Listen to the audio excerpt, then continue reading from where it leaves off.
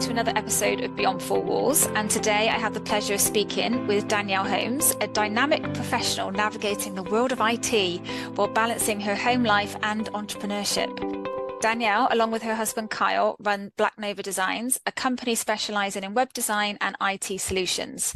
So I'm very excited for you to join me to explore Danielle's insights into cybersecurity, the significance of having an informative website, and the value of working with local businesses. So thank you, Danielle, for being here today. It's all right. That sounded a very professional introduction. It was terribly professional. Not at all. Not at all. So can you share a bit about your journey into the IT industry and ultimately what led you to work at Black Nova Designs? Yeah, of course. So I'll be honest with you, initially IT wasn't really on my realm of, goals in life. It was much more based on animals and the outside and the outdoor life.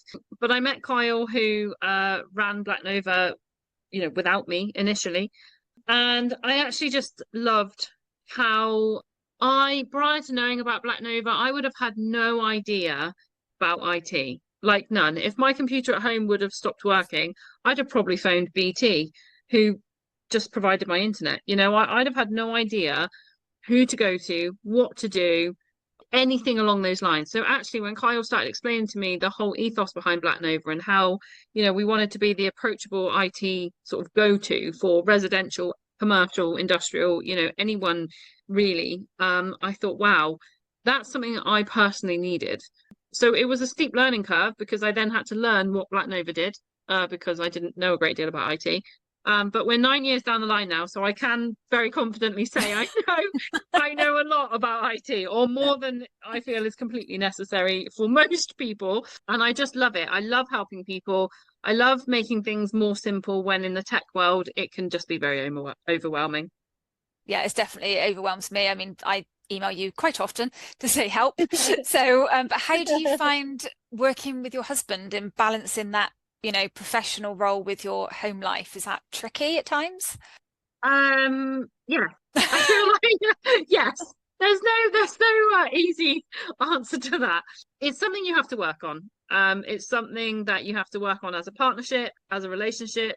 And making it. There's no balance. I don't believe there is a balance. I think it's about working out each day as it comes and just giving yourself a break sometimes, because sometimes you're going to miss things. You're human, you make mistakes, and you've just got to allow it and just breathe a little bit. Sometimes you can't control everything. Absolutely. Well, I think you do a very good job. Thanks. Both. So getting on to cybersecurity then, what are the common cybersecurity challenges that property professionals will potentially face? In reality, cybersecurity is used a lot, and I think really we just need to dumb it back down. That's an awful thing to say. Simplify it back down to realistically, it is as simple as your personal email. What is it? Are you keeping that safe? Is it linked to a social media? It's just keeping your password safe initially. And of course, for property developers, it's physical as well as online. So if someone has a key to your property, or if someone has some digital contracts for your property or blueprints, you need to keep those safe. And so anything that you are doing online, including document management, needs to be safe and secure. So whether that is password protected on OneDrive, SharePoint, whether you're using Dropbox, it has to be, or there's many other file management actually. But realistically, any documents you are dealing with online, you need to be thinking about the safety of those, including on email. When we're adding attachments to email addresses, are they secure? Are we sending them to the person we know is going to get them? It's just trying to sort of make it a bit more simple and not trying to overcomplicate it. Yeah, definitely. So in terms of then of better protecting your digital assets, I suppose, from cyber threats, is that something that you offer? Is that something you can advise on? We offer many services. Now, it's as simple as making sure you have antivirus on your PC. That's £30 a year from us, or £32 a year from us. On every device, not a mobile phone, but on a PC, a laptop. There are a number of occasions, and I'm going to say this now because it's September, where a professional might have some children that need to do some homework or want to do something, and they will use their parents' laptop, which is their work laptop, to start researching things online.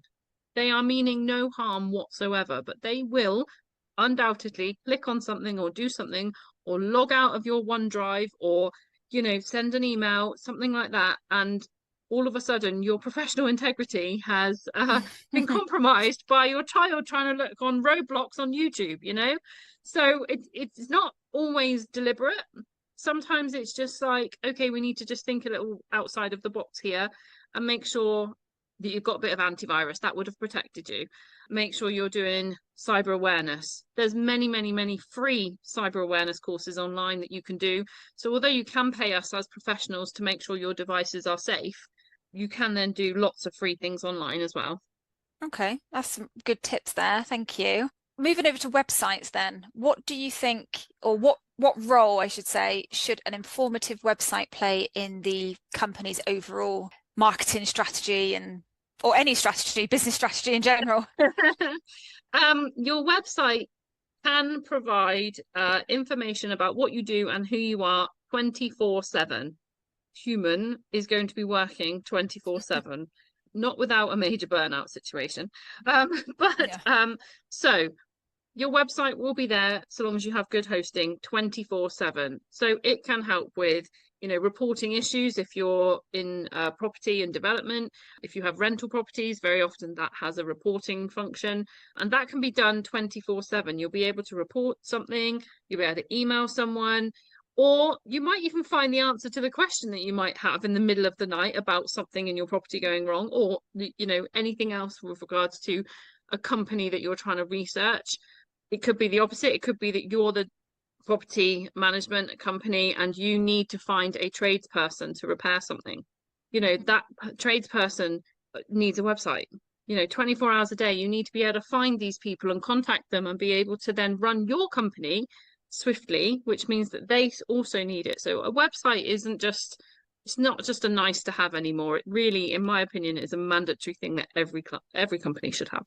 So the importance, I guess, of keeping it user friendly and secure, how do you ensure that you do that? I mean, obviously content, but when we design websites, so obviously I can't control how other people design their websites, but lots of people do design their own and they do look fabulous. So I don't want to discredit that. But if we design it, we make sure that it works on every device. Now, every mobile phone has a different screen size nowadays. Some flip one way, so some are landscape, some are portrait. The user-friendly part is making sure that actually it works on every single device, no matter what you're on. There's two factors to keeping your website secure. One is the server that you're hosting on. That needs to be secure.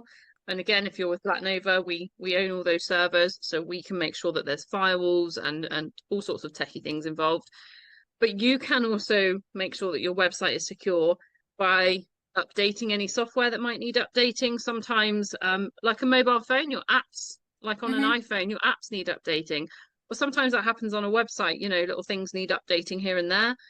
And if you do log into your website and you do change things like blogs, for example, make sure that password is really quite complicated, because if that's going to be your 24/7 shop, you want to make sure that it's quite complicated to actually log into it. Yes. Yeah, definitely. Definitely. Yeah. So talking about the importance of design then, you touched on that slightly with what you guys do. To effectively communicate a company's brand, can you discuss the importance of design in that respect? Yeah, design's really important with effectively communicating the ethos, the integrity, the authenticity of a brand. All of that comes into play when you are designing a website. When we design bespoke like we do, we have to take a lot of information from whoever we're designing the website for to make sure that actually everything does link together. There are occasions where the branding, somebody will say they want luxury branding or a luxury looking website, and they've got a logo that looks like it was done by a child. So you've got to be able to link the two. You can't ask for a luxury design if your branding doesn't fit that scope. So it's making sure that everything fits together. Certain colors evoke certain emotions. So when you're effectively communicating, how you want to portray yourselves, especially in the online world that can be very emotionless because, we're just looking at screens, there is a way to convey emotions. And sometimes that is through color and through images Your images are very important as well. Stock images are not going to really fly anymore. So really good high-res images of your team or what you are about or what you're doing is also really important. So then what should every business have on their website? Are there like key elements or key points that you should always have no matter what? Yes, absolutely. I guess this is my opinion. Hmm. There's no real structure to it, but in my opinion, yes, that absolutely is. You should have a homepage. You should have an about page. People buy from people, so you absolutely must have who you are, what you do, and how to contact you. So, in my opinion, there's no longer a space for a one page, one single site anymore. It needs to be 4 pages minimum, five really, but 4 pages minimum to make sure that you are conveying yourself correctly. You're going to need decent content, but the key elements are who you are, what you do, and how somebody should contact you. Okay. What's the fifth one? You said 5 pages. Any Yeah, tips? so five, yeah, five is usually like extending your services. So more than just like what you do, how you do it, and how you provide value to your clients. Okay. And sometimes that fifth is also a blog. Ah, yes. And Yeah. the importance of blogs? Any tips The, there? yeah, so blogs are really important. They really emphasize your expertise in certain areas. They can be to share the latest news. If done consistently, they will help rank you in Google. There's many other search engines. So yeah, when you're trying to make your website successful, search engines need to be able to see it, view it, and know it's updated. So blogs really do help with that. Usually blogs should be a minimum of one a month, and they should be a minimum of 1,000 words. Now, I use should very loosely because, sometimes the news that you're talking about may not take that many Mm, words. But it's just sort of a rough guideline. Blogs, if done consistently, can be incredibly successful. brilliant.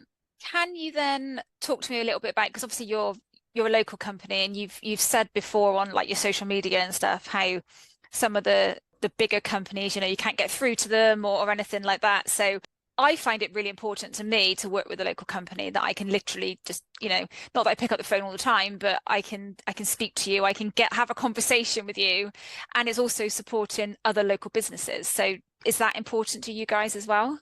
Yeah, really important. I think when you're supporting local business, you're supporting the local community as well as then your town and then your county. Do you know what I mean? It Mm. comes from one person supporting each other, and it then supports everything, and it goes much bigger very quickly. So supporting local is really important to me. There are some areas of that I'd sort of caveats, I suppose, to that, in that, it has to be relevant.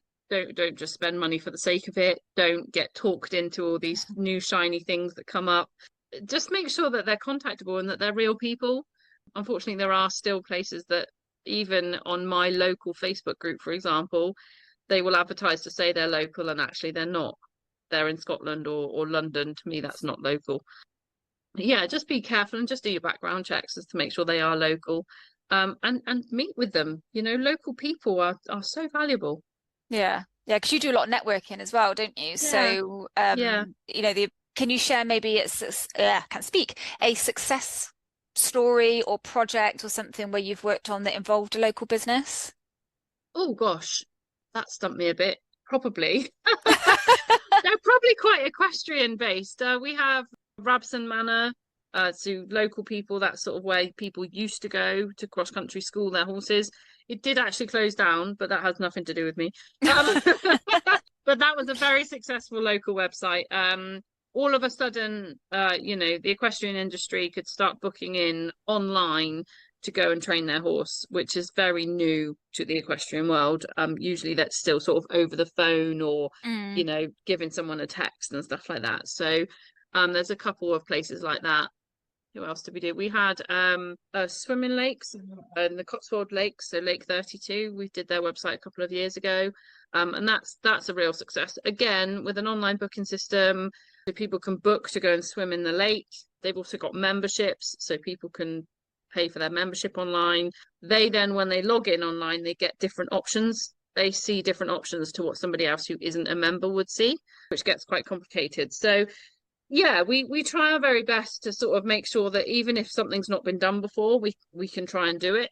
or we can work a way that it's going to work for the client and for us. Yeah. But locally is important for us.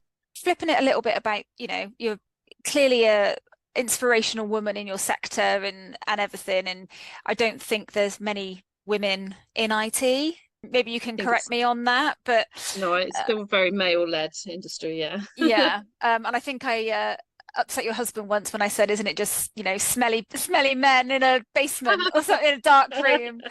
And he's like, I don't smell. But obviously, Kyle excluded from that. But would you give advice to any women out there who are looking to enter the IT field with all these smelly men everywhere?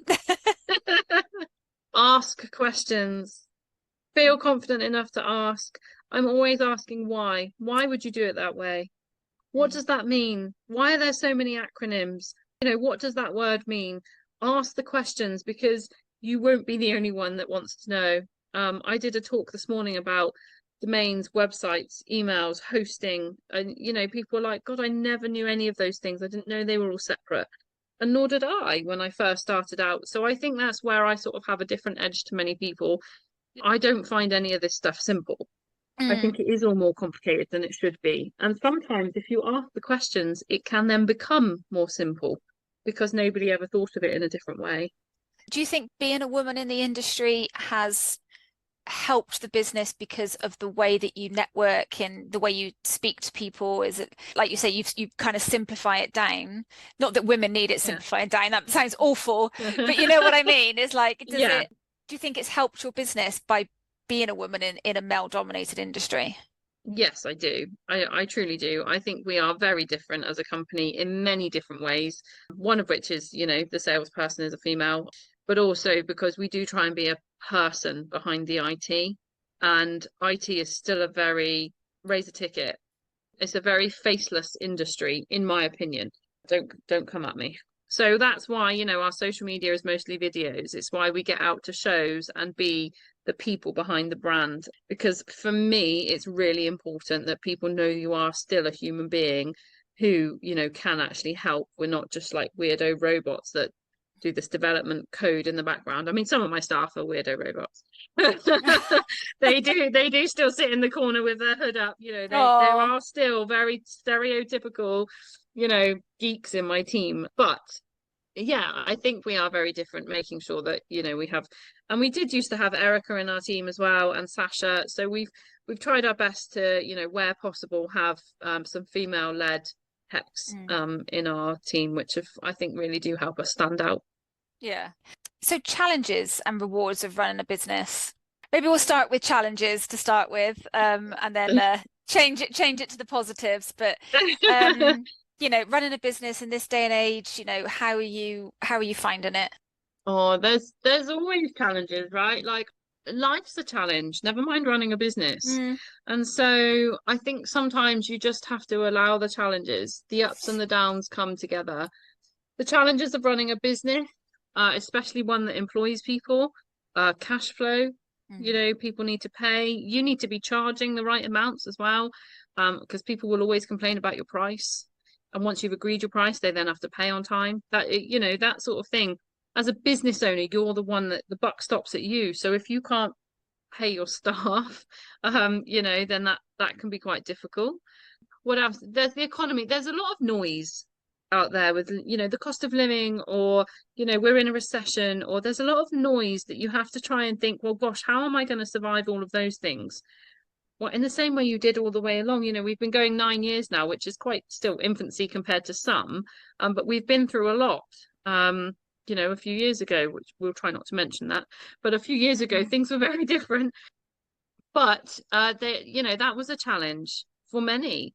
And I think it's just your mindset is one of your biggest, most powerful tools in making sure that you can face challenges and allow them to just, carry on through. Because especially working with your husband, or like I do, challenges do sometimes become personal. Yeah. So you have to ride the storm, I think. And the challenges can be very noisy. You can hear a lot on social media of, oh, this business is doing amazing. Oh, this one's suffered. This one's closing. This one's closing. Oh God, what am I going to do? If everyone around me is closing, that's just going to be the end for me.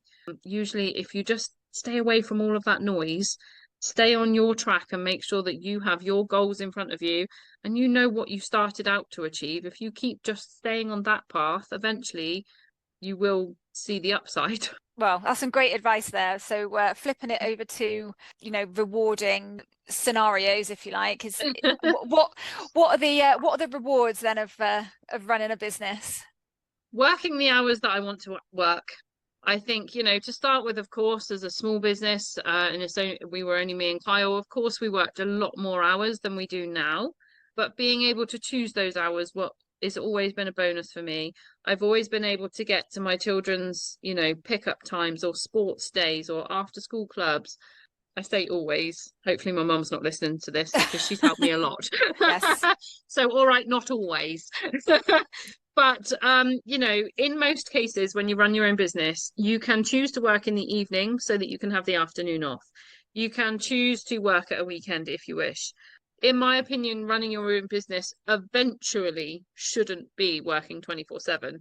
But that takes time. We're in year 9, year 10 next year, and we've now got to the point where we can sort of have more time off.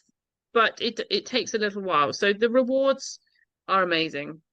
You get to meet so many people. There has been many times out networking that I thought, my God, if I didn't run my own business, I'd have never have met you. And that's you included, Jodie. Yeah, It's just absolutely. amazing. The people that you get to meet and see and get involved with, is just incredible. And I think that is invaluable to, your own business growth, your own personal growth, family. Being around like-minded people is very special. Yeah, well, I'm very grateful to have met you as well. So, and you do fabulous websites, so all Yes. good. Yeah. So in terms of websites, then, what are your thoughts on the future of web design and technology for small businesses? Because I think there's a little bit of a scaremongering going on with AI is going to take over the world, and we're all going to lose our jobs, and we won't need people like me doing property. We won't need you guys anymore, that human touch. Have you got any thoughts on what the future holds? Well, until AI is 100% faultless, we'll all still have a job. So I don't think it's ever going to take over. However, there are many benefits to AI and it can be used in different ways. So my example is usually that I had Invisalign for my teeth. I had Invisalign braces. And when I went to my first initial consultation, they took scans of my teeth and then they used artificial intelligence to show me what my teeth would look like at the end. That's a way that technology can be used for good. There's lots of ways that disabled people use technology to help them with their wheelchairs, to help them add additional limbs back if they're an amputee. So there are many ways that advances in technology are going to help us. So we mustn't be frightened of it. We must try and, engulf or encourage what we can from a medical point of view. We need to bear in mind that there's a lot of medical that relies upon the advances of technology. And from a local business point of view, we've got ChatGPT. It could write all of your content for you, but it actually can only chuck out the information that it knows. So it's not 100% faultless, and it won't be for a long time. No, because absolutely right. And so in which case it's not going to take over. But and another good example is these checkouts at the supermarkets. Apparently they were all initially, technology started with, oh, let's sort some self checkouts out. Well, I don't know about you, but I detest them. And I love technology, but I detest. Whereas there are other technology advances that I love. Things like robotic hoovers in my house. I love that. So I think we all just have to take it with a little bit of pinch of salt. And there's scaremongering in every industry, but just take everything with a pinch of salt and just accept that things are going to advance, but they're not going to take over our lives just yet. No, let's hope not. And if they do, we'll all be long gone by the when the robots come and get us. But no, you're saying that about medical advances. I read somewhere the other day that they've developed an AI scanner or something that has detected breast cancer in somebody 5 years prior to when the lump actually grew. How good is or that? Something like that. It's just incredible, isn't Yeah. it? It's Yeah. and so yeah, you're right. We can't be afraid of it. Yeah. So, I mean, you don't have to answer this question if you don't want to, but can you share a moment when you overcame a significant challenge in your professional journey? There's been a few actually, and I think it has all been around being a female in IT. I even still to this day have men call in and say, I need to speak to somebody who's in the tech team. And I say, well, can I help? No, absolutely not. You couldn't. I think, well, how would you even know? How Yeah. would you even know that I couldn't? Now, don't get me wrong, there are instances where I can't, but there's a lot of prejudice around, and I had it in a networking meeting once where the speaker, who was a man, was talking about certain tech and certain IT systems. I didn't really agree with what he said, and you know me, I if I disagree that much, I'm going to say something. And when I did, he did his very best to make me look quite stupid. Well, in actual fact, I was just asking a question. But because I was asking a question in an industry I probably didn't know much about, he made out that like, oh, it'll be too complicated to you, but I'll answer it this way just so that you understand. Rude. And I was like, oh, that's Yeah. that's a bit off. Like maybe I would understand. I don't know. Sometimes there are instances where I don't, but that's kind of why I'm asking. But what happened at the end of those networking events is that people came over to me and said, wow, that was quite rude, of him, not me. Yeah. Um, and, actually, what do you do? And I'd love to work with you because it actually gained me a lot of respect because I actually asked a question that a lot of people didn't know the answer to, even though he thought they did. So I think, yeah, there's still just, you have to build your confidence quite a lot to be able to do that, to be able to sit in front of a room of maybe 50 people and say, well, hang on, can you just explain that to me? Because I'm not sure. Yeah. And that takes a lot of confidence, which I've worked quite hard on with, personal development and coaching, and then also being able to sort of sit back because I could be wrong. But I think, yeah, the IT industry still needs some help with Yeah. with um with female representation. But I do think some of my biggest sort of wins is from being a woman in tech and being able to grasp customers' trust because I've been able to sort of speak to them as if they're a human rather than I don't know, somebody that's maybe talking down to them or talking to them as if they should know these things when it really isn't common sense. Oh yeah, I completely get that. I mean, I remember working for the MOD years ago, and like you say, you had to raise a ticket if there was a problem, and they would just ring up and Yeah. go, "You just need to do this, this." Well, if I knew how to do it, I wouldn't be Yeah. asking you, would I?